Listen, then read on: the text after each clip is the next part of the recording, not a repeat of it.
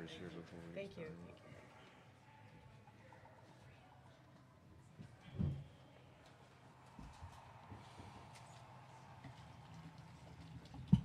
Thank you. We're now joined by the Vanderbilt Commodores. We have with us head coach Shay Ralph, along with student athlete Jordan Oliver. Again, we'll have an opening statement from Coach, followed by questions for Jordan. We'll then allow Jordan to go, and then Coach can take questions after that. Coach, the floor is yours. First, credit to Oregon. I thought they played really well today. They shot the ball really well. And then credit to my team and our players and the growth that we continue to have. Obviously not the result we wanted, but that doesn't take away from the season that we had and the position that we put ourselves in. And I think right now, especially when you're younger, it's hard to see that. So our locker room is, struggling a little bit. But my hope is that as leaders and coaches and people that understand the value of struggle, that they see when they get through this moment, the growth that they've had and that our team has had and that our program has had, and that they know that we as coaches and our Vanderbilt community and hopefully some people across the women's basketball community who have watched that growth can appreciate the fact that these kids believed in themselves and me and my coaching staff and more than anything in Vanderbilt basketball. When we took this over almost 4 years ago, this program wasn't even close to where it is now. And that is a direct result of the kids, this one in particular, that's why she's here, Jordan Oliver in particular, the belief and the commitment that they made to me and our program. And I can't thank them enough for that. I can't thank her enough for that. We are not the same team. I'm not the same coach without Jordan Oliver. So as much as I think we've helped them, I can tell you that I speak for our entire staff in that they have made us better people and coaches. I'm grateful to have been on the journey. I'm sad that it's over, but it is just a moment, and we'll continue the march. A reminder to those on Zoom, just use the raise hand function. If you do have a question, we'll get to you after we take questions from the room. So questions in the room for Jordan. Front row. Yeah, Mitch Northam, SB Nation. Jordan, you guys erased a 19-point deficit, that big fourth quarter comeback. What worked for y'all in that fourth quarter that maybe wasn't earlier in the game?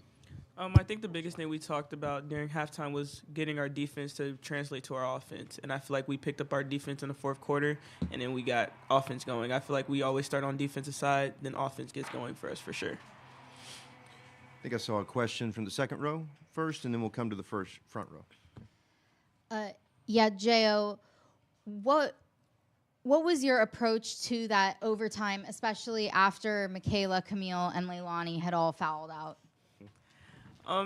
We got 14 people on our team for a reason. One person goes down, the next person steps up. I feel like Coach Ralph has been teaching us that. So it was a bummer when they fouled out, but we knew that the next person coming up was going to step up for us. Front row. Elena Morris, Vandy 24/7. Shay just talked about what you mean to her, but what does Coach Ralph mean to you? Just what was it like playing for her for a few years? Y'all are going to make me cry here on this podium.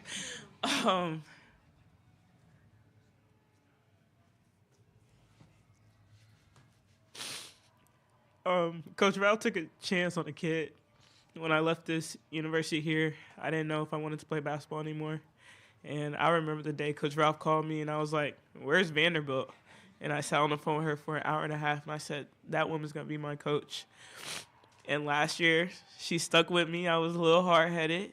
And this year I grew, and this woman has done everything for me. And I told her, like a week ago, yeah. I'm forever in debt to Coach Ralph because she believed in me when I didn't believe in myself. And I just love her so much. Any other questions from the room for Jordan? Third row, middle. Hey, J.O., Connor Campbell, Vanderbilt Hustler. You have meant so much to this program, both on the court and culturally. What has the experience with Vanderbilt been like for you, and how are you going to take this into the next chapter of your life, wherever that may be? I love Vanderbilt, honestly. Between Coach Ralph, Dr. Lee, the diversity here is just amazing. How they accept us for who we are. They love us for us. They love J.O. for J.O. And I can't wait to take that into the next steps. Yeah. She wants a job. I want a job here. That's how much I love Vanderbilt. But hopefully I'll be here because that's how much I love Vanderbilt, and I want to keep working with our program and building this legacy that I left. Let's take one final question from Zoom. I think, Brandon, you have your hand raised. Yes, Brandon Bigsby, Vanny 24/7. First of all, Jordan, congratulations on what was a great collegiate career. You've talked about how special Vanderbilt is to you. You spent some time at Baylor and spent time at Duke, but what is it about Vanderbilt as a program and as a school that does hold such a special place in your heart? Firstly, those are two great institutions as I'm sitting in the building of one, but I think the difference is Coach Ralph. Like I said from the beginning, she holds a special place in my heart. She is literally my second mom. Coach Ralph gets us going. Without Coach Ralph, we would not be Vanderbilt women's basketball today, so it's all a credit to her. All right, Jordan, thank you for your time. You're free to go. Love you, Coach.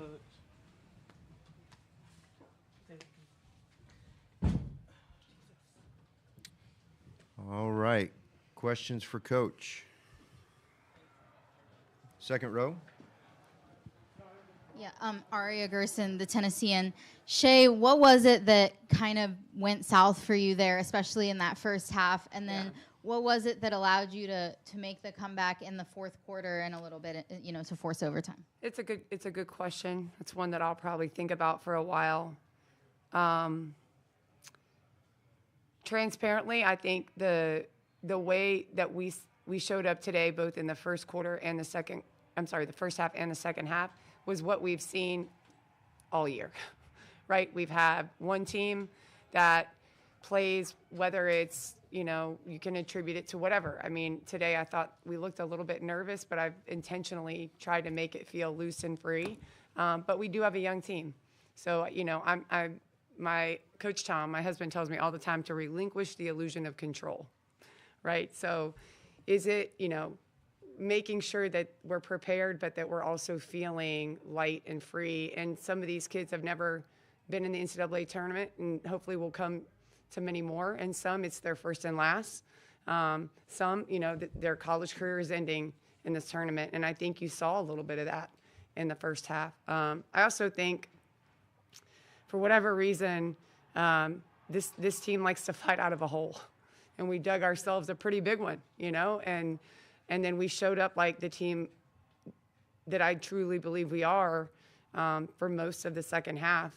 And unfortunately, we ran out of time, and, we had some pretty key people sitting on the bench in moments where it would have been more helpful to have them out on the court. But I know enough about basketball in March to know that most of what you learn is in moments like this, is in like the struggle and the absolute suck of it, because I feel like we underachieved. And then I know when I look at my team and I look at where we're going that we haven't. But that's what it feels like when you know that you're capable of playing like we did in that second half for an entire game. And then it wouldn't even have been an overtime game, I don't think. So, but again, credit to Oregon because we didn't play that way, and they took full advantage of that. Let's go front row here, and then we'll come over here on the other side of the room.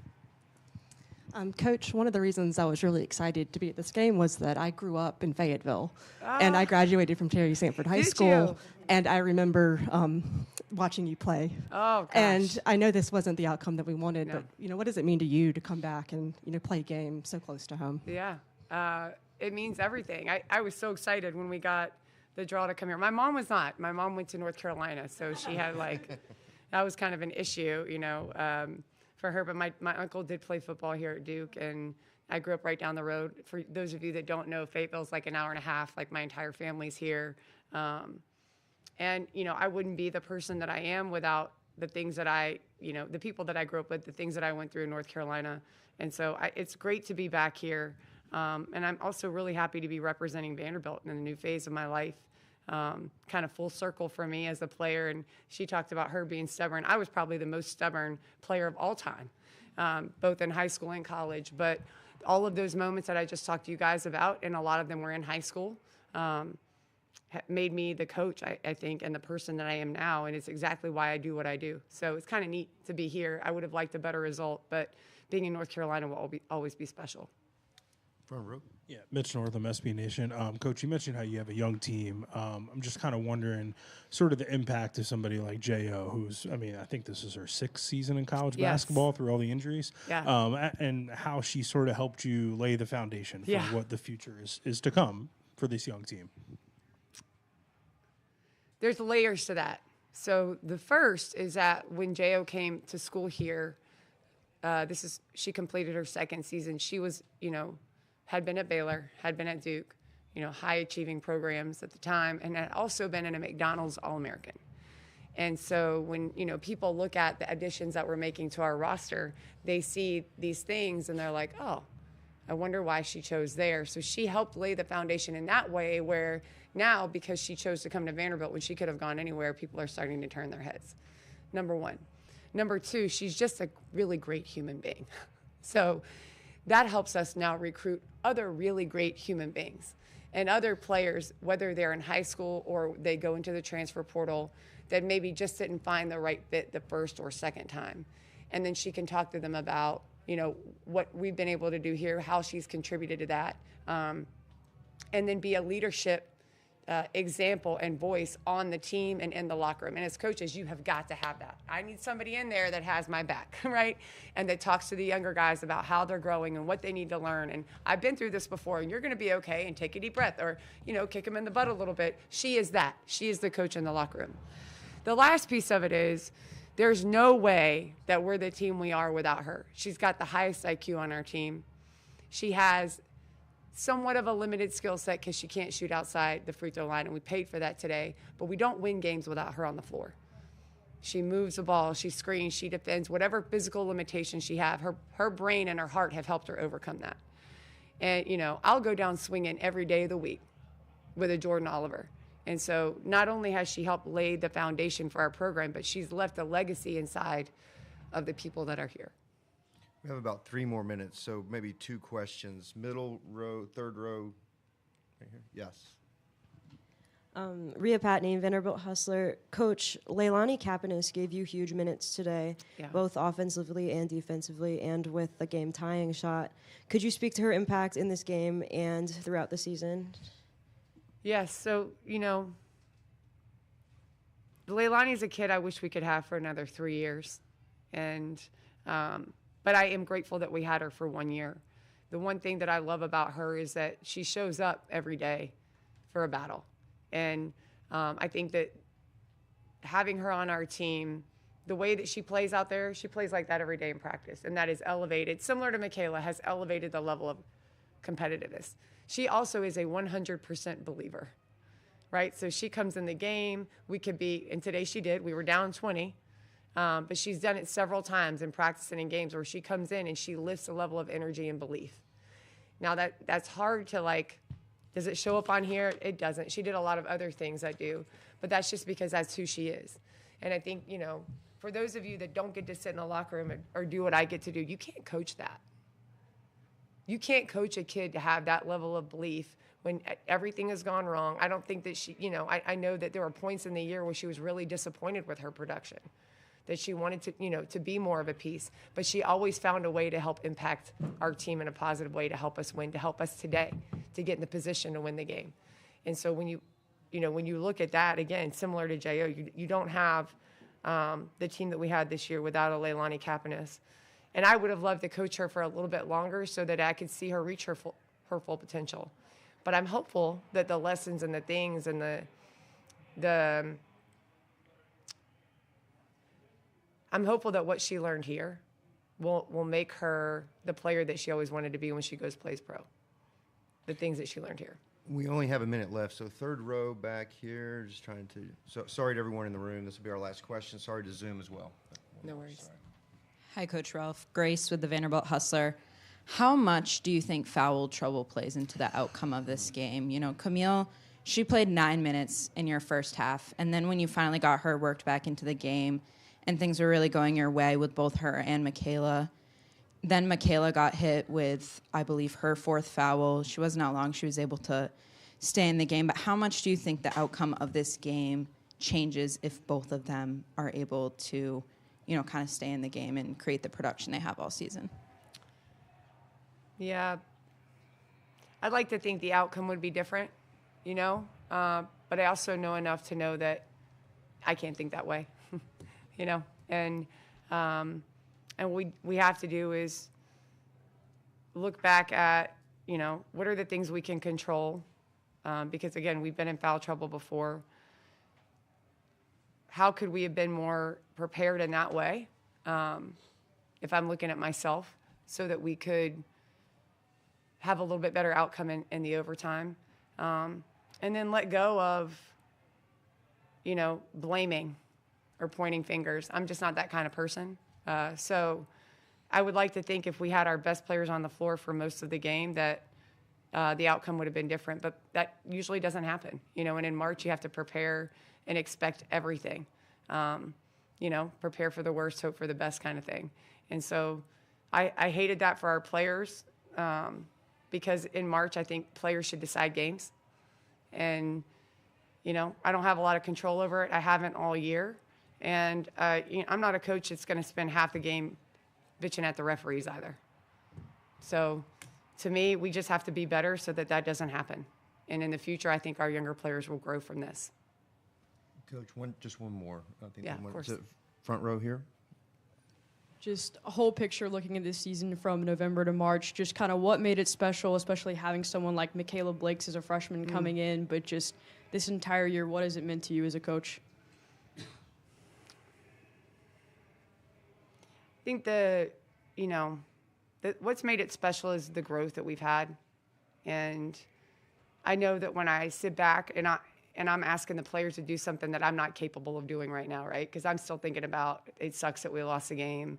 You know, we should be playing on Sunday, and we're not. And why is that? So I'll be thinking about that, but I will give myself time when I step away to recognize the growth that the program has had, the investment of the administration and the chancellor and the entire Vanderbilt community. I mean, look at everything that our athletic department is doing right now. How cool is it to be part of that?